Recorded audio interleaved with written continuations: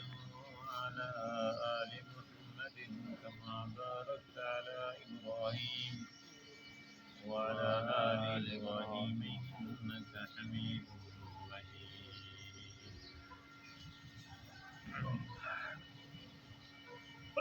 أعوذ بالله من الشيطان الرجيم. بسم الله الرحمن الرحيم.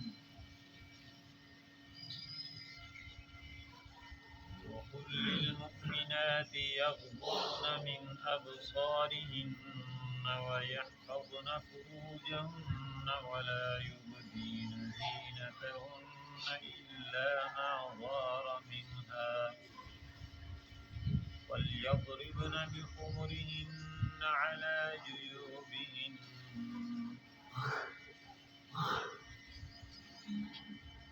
اللہ رب العالمین نے خواتین کو عورتوں کو پردہ کرنے کا حکم دیا. اس سے پہلی آیت میں ہم نے پڑھا تھا کہ اللہ رب العالمین نے مردوں کو بھی پردے کرنے کا یعنی نظریں جھکا کے رکھنے کا حکم دیا. جس طرح مردوں کو نظریں جھکانے کا حکم ہے اسی طرح عورتوں کو بھی نظریں جھکا کے رکھنے کا حکم ہے. مرد غیر محرم عورتوں کو نہ دیکھیں اور عورتیں غیر محرم مردوں کو نہ دیکھیں. جب پردہ ہوگا تو بہت سارے گناہوں سے انسان بچ جاتا ہے اور بہت سارے فتنے فساد جھگڑوں سے بھی بچ جاتا ہے. اللہ رب العالمین نے جتنا ہمارے اوپر احکامات مقرر فرمائے ہیں ان کے اندر ہمارا اپنا ہی فائدہ ہے. ان کے اندر بڑی برکتیں بھی ہیں اور اللہ کی طرف سے رحمتیں بھی نازل ہوتی ہیں. بعض لوگ اعتراض کرتے ہیں آج کل جدید تعلیم یافتہ لوگ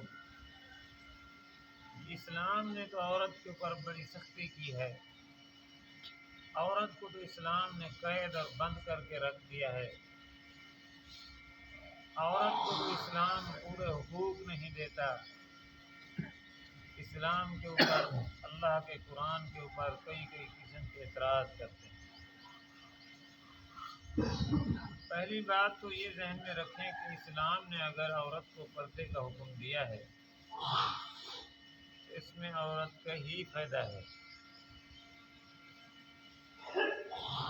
وہ ایک جگہ پر ایک عورت بیان کر رہی تھی اور ساری اس کی تقریر کا جو ہے نا موضوع یہی تھا کہ قرآن نے تو عورت کے اوپر پابندی لگا دی ہے. قرآن نے تو عورت کو مجبور کر دیا ہے, قید کر دیا ہے, بند کر دیا ہے. یہ کیسا اسلام ہے, یہ کیسا دین ہے. اس کو بتایا گیا کہ اسلام نے عورت کو عزت دی ہے. نبی کریم صلی اللہ علیہ وآلہ وسلم جب دنیا میں تشریف لائے یعنی نبوت کا اعلان فرمایا تو اس وقت حالت یہ تھی مکے کے اندر کہ عورت کو لوگ جانور کی طرح سمجھتے تھے. وراثت میں حق نہیں ملتا تھا عورت کو. ایسے سمجھتے تھے جیسے کپڑا ہے استعمال کیا اور پھینک دیا بس ٹیشو پیپر کی طرح. اور جب ماہواری کے خاص ایام آتے تو عورت کو جنگل میں جا کر باندھ دیتے تھے جیسے کتے کو باندھ دیتے تھے اور ہاتھ لگانا گوارا نہیں کرتے تھے. دور سے روٹی پھینک کے آ جاتے تھے جیسے لوگ کتے کو ڈالتے تھے. اور اگر خاوند مر جاتا تو کہتے تھے کہ یہ عورت بڑی منحوس ہے, اس کو بھی زندہ خاوند کے ساتھ دفن کر دیتے تھے. بچیوں کو لوگ زندہ دفن کر دیتے تھے کہ یہ کہیں کبھی پھر یہ ہماری بیٹیاں بڑی ہو جائیں گی اور ہمیں داماد بنانا پڑیں گے, تو اس وجہ سے زندہ دفن کر دیتے تھے. بعض علاقوں میں یہ رواج بھی تھا کہ اگر خاوند مر جاتا تو جیسے اس کی وراثت تقسیم ہوتی تھی زمین تو اسی طرح ماں کو بھی لوگ تقسیم کر دیتے تھے. اور جیسے دوسرا سامان تقسیم ہوتا تھا اس ماں کو بھی ایسے مال اور تقسیم سامان سمجھتے تھے اور بغیر نکاح کے یعنی ایسے ہی ماں کو ساتھ رکھتے اور بے حیائی کرتے. یہ حالات اسلام نے آ کر عورت کو عزت دی. آپ صلی اللہ علیہ وسلم نے فرمایا مکے والوں عورت کو بیکار اور ذلیل سمجھنے والوں زندہ دفن کرنے کے قابل نہیں ہے، بلکہ عورت تو گھر میں رحمت ہوتی ہے۔ نبی کریم صلی اللہ علیہ وسلم نے فرمایا کہ عورت رحمت ہوتی ہے۔ جب بچہ پیدا ہوتا ہے تو اللہ حکم دیتے ہیں جاؤ اب بڑے ہو کر اپنے باپ کو کما کر کھلاؤ۔ جب بیٹی پیدا ہوتی ہے اللہ پاک فرماتے ہیں کہ جاؤ اب تمہیں کما کر کھلانے کی ضرورت نہیں، میں رب اپنی رحمت سے تیرے باپ کو کھلاؤں گا۔ ہاں جی، بیٹی تو رحمت ہوتی ہے۔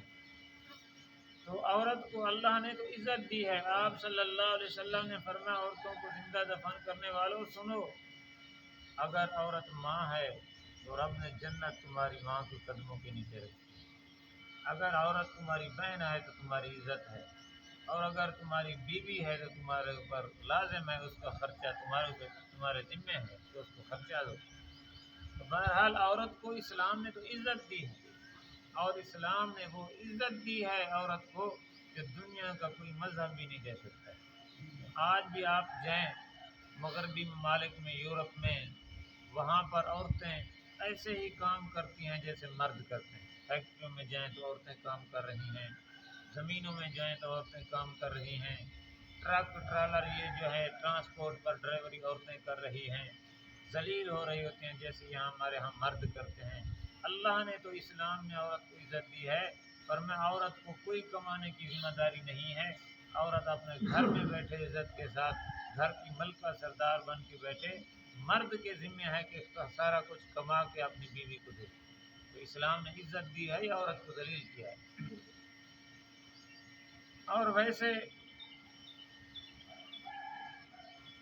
دیکھیں قیمتی جو چیز ہوتی ہے اس کو ہر کوئی چھپا کے رکھتا ہے، قیمتی چیز کو ہر کوئی چھپا کے رکھتا ہے۔ زیور ہو کوئی عام ایسے بیر ڈال کے نہیں رکھتا ہے، زیور جو ہے وہ ہر کوئی اس کو چھپا کے رکھتا ہے کہ یہ قیمتی چیز ہے۔ اللہ نے بھی فرمایا کہ عورت جو ہے یہ تمہاری عزت ہے، یہ قیمتی چیز ہے، اس کو بھی ایسے باہر پھینک کے نہ رکھو، باہر ڈال کے نہ رکھو، بلکہ اس کو اپنے گھروں میں چھپا کے رکھو کہ یہ عزت والی چیز ہے۔ اگر یہ ضائع ہو گئی تو پھر قیامت تک یہ عزت تمہیں دوبارہ نہیں مل سکتی۔ ویسے بھی آپ دیکھ رہے ہیں یہ بچے ٹافیاں کھاتے ہیں، شاپر کے اندر بند ہو تو آپ جس کو بھی دیں وہی لے لیتا ہے، اور ہر کوئی اس کا خیال کرتا ہے۔ اگر شاپر سے باہر نکلی ہو سارے مکھیاں اس کے اوپر پڑی ہوتی ہیں، مٹی لگی ہوتی ہے، اس کو ہاتھ لگانے کے لیے، اس کو کھانے کے لیے کوئی تیار نہیں ہوتا ہے، ہر کوئی اس سے نفرت کرتا ہے۔ یعنی جو چیز چھپی ہوئی ہو ہر کوئی اس کو عزت کی نگاہ سے دیکھتا ہے، اس کا خیال کرتا ہے۔ تو اللہ نے بھی عورت کو پردے کا حکم اسی لیے دیا ہے کہ یہ قیمتی چیز ہے، اور تاکہ اس کی عزت برقرار رہے اور محفوظ رہے۔ نبی کریم صلی اللہ علیہ وآلہ وسلم کے زمانے کے اندر ایک عورت قید ہو کر آئی، سر پر کپڑا نہیں تھا۔ آپ صلی اللہ علیہ وسلم نے فرمایا اے بلال یہ لے جاؤ میری چادر، جا کر اس بچی کے سر پر ڈالو، اللہ کے رسول یہ تو کافر کی بیٹی ہے۔ آپ صلی اللہ علیہ وسلم نے فرمایا بلال بیٹی بیٹی ہوتی ہے، چاہے مسلمان کی ہو یا کافر کی ہو، جاؤ آج یہ تم میری چادر اس عورت کے سر پر ڈال دو، اس کے سر کو ڈھانپ دو، قیامت والے دن میرا رب تیرے گناہوں کے اوپر بھی پردہ ڈال کے جنت میں بھیج دے۔ آپ صلی اللہ علیہ وسلم نے صحابہ کو حکم دیا، فرمایا میرے صحابہ اس عورت کو رہا کر دو، چھوڑ دو، اور جاؤ اس کو اپنے گھر میں پہنچا کر آؤ عزت کے ساتھ۔ صحابہ کرام اس کو لے کر گئے۔ کچھ صحابہ وہ سردار کی گھر والے بیٹی تھی، امیر ترین گھرانہ تھا، سردار تھے۔ حاتم طئی بڑا سخی تھا لیکن مسلمان نہیں تھا، سخاوت اتنا کرتا تھا جس کی کوئی انتہا نہیں۔ آپ صلی اللہ علیہ وسلم نے اس کی بیٹی کو چھوڑ دیا۔ کسی نے پھر پوچھا اللہ کے رسول کافر کی بیٹی کو کیوں چھوڑا ہے؟ آپ نے فرمایا کہ میں نے اس کو اس لیے چھوڑا ہے کہ اس کا باپ بڑا سخی تھا، اس کا باپ بڑا، یعنی سخاوت بڑی اچھی صفت ہے، بخل جو ہے بخیل ہونا یہ بڑی بری صفت ہے۔ بہرحال صحابہ کرام اس کو جب چھوڑنے کے لیے گئے تو اس عورت کے بھائی جو ہے نا باہر کھڑے ہوئے تھے، دیکھا کہ یہ تو ہماری بہن رہی ہے اور غیر مردوں کے ساتھ آ رہی ہے، تو وہ بڑے یعنی جذبے میں آ گئے، ہاں جی، گھروں سے تلواریں نکال لی، تیر نکال لے کہ یہ جو مرد آ رہے ہیں آج ان کی خیر نہیں، ہم ان کو قتل کر دیں گے، ان کی گردنیں اڑا دیں گے۔ جب قریب پہنچے تو وہ تیار ہو گئے، تو بیٹی نے اس بہن نے کہا کہ بھائیو خیال کرو، میری بات سنو پہلے، مجھے اپنے رب کی قسم ہے، یہ جو نبی کے صحابہ میرے ساتھ ہیں انہوں نے میری عزت کی حفاظت اتنا کی ہے، پورے راستے میں جنگل بھی آیا، بیابان جگہ آئی، صحرا آئے، کوئی دیکھنے والا نہیں تھا، لیکن یہ اتنا میری عزت کی حفاظت کی ہے کہ پورے راستے میں ایسے نگاہ اٹھا کے انہوں نے مجھے نہیں دیکھا، نگاہ اٹھا کے انہوں نے مجھے نہیں دیکھا۔ مجھے اپنے رب کی قسم، میرے بھائی بھی میری عزت کی اتنا حفاظت نہیں کر سکتے جتنا محمد کے صحابہ نے میری عزت کی حفاظت کی۔ بس اسی بات کو دیکھ کر وہ سارے کلمہ پڑھ کے مسلمان ہیں۔ جی، اسلام نے تو عورت کی عزت دی ہے۔ تبلیغی جماعت کے ساتھی تھے کچھ افریقہ میں، پتہ نہیں کس ملک میں گئے، تو وہاں پر جب سامان لینے کا ٹائم آیا کہ دکان سے کوئی سامان لینے جائیں، تو جس دکان پر جائیں عورت چلا رہی ہے، جس دکان پر جائیں عورت بیٹھی ہوئی ہے۔ انہوں نے کہا چلو کوئی اور دکان پر چلتے ہیں جہاں مرد ہوگا، وہاں سے سامان لیں گے، جہاں پر جائیں عورت ہے، جہاں پر جائیں عورت ہے۔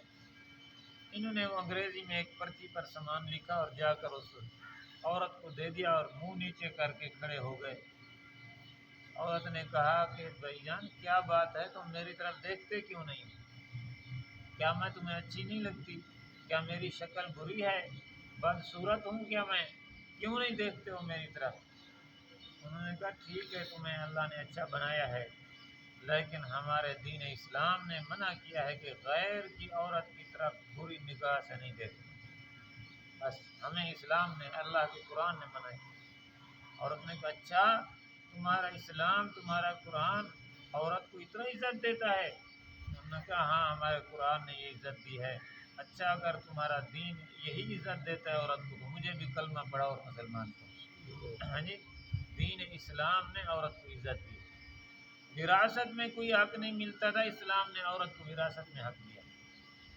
اب عورتیں اعتراض کرتی ہیں نہیں جی، اسلام نے وراثت تو دی ہے لیکن عورت کو تو آدھی وراثت دی ہے نا، مرد کو پوری، عورت کو آدھی۔ اب بات یہ ہے کہ عورت کو پریشان ہونے کی ضرورت کیا ہے؟ اگر عورت مر جائے، عورت اگر مر جائے تو عورت کو کتنا حصہ ملتا ہے؟ آدھا وراثت میں۔ تو اس کے ماں باپ کی طرف سے جو اس کو وراثت ملے گی وہ آدھی ملے گی۔ اب یعنی اس کا حقدار اس کا خاوند ہوگا۔ اس کا حقدار کون ہوگا؟ خاوند۔ یعنی ایسے سمجھیں کہ گھر والی کی جو وراثت ہوگی خاوند کو آدھی ملے گی، لیکن اگر خاوند فوت ہو جائے تو خاوند کو تو پورا حصہ ملتا ہے، اور اس پورے حصے کی حقدار کون ہوگی؟ اس کی بیوی ہوگی۔ تو عورت کو تو اسلام پھر بھی ایسے سمجھے زیادہ دے رہا ہے نا۔ عورت کی اگر شادی ہو جائے، باپ سے بھی حصہ لے گی اور ادھر سے خاوند سے بھی حصہ لے گی، تو عورت کو کون سا نقصان دیا اسلام نے؟ اسلام نے تو عورت کو عزت دی ہے، لیکن خاوند کو صرف ایک ہی طرف سے، باپ کی طرف سے حصہ ملتا ہے وراثت کا، سسرال سے تو حصہ نہیں لے سکتا ہے نا خاوند۔ لیکن عورت کو اسلام نے دونوں طرف سے حصہ دیا ہے، باپ سے بھی وراثت کا حصہ لیتی ہے اور ادھر سے سسرال سے بھی، اپنے خاوند سے بھی حصہ لیتی ہے وراثت کا۔ تو بہرحال اسلام نے عورت کو عزت دی۔